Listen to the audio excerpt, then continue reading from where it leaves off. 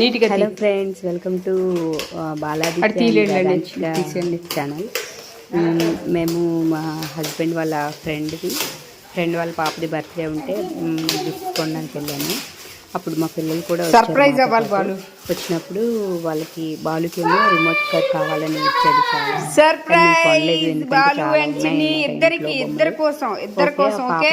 Remote car తీసేసుకున్నాము.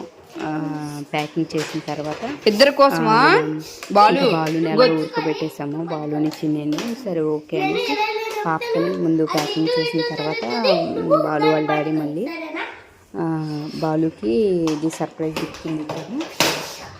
పాపకి వేరే gift కొందామంటే okay అనేసి బాలుకి అది సర్ప్రైజ్ గిఫ్ట్ ప్యాకింగ్ చేస్తాము. ఇంటికి వచ్చిన తర్వాత బాలుకి ఒక చిన్న స్మాల్ ఎగ్జామ్ పెట్టి వాడికి నాన్న ఇది అయిపోతే ఇది చేసేస్తాను బాలు గిఫ్ట్ ఉందంటే ఓకే అని వాడు 3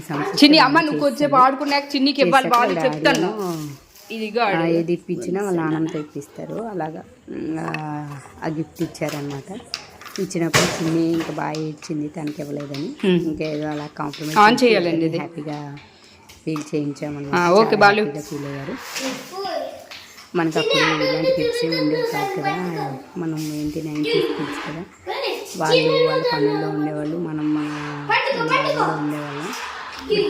తీసుకుంటా చాలా అదృష్టవంతులు కదా.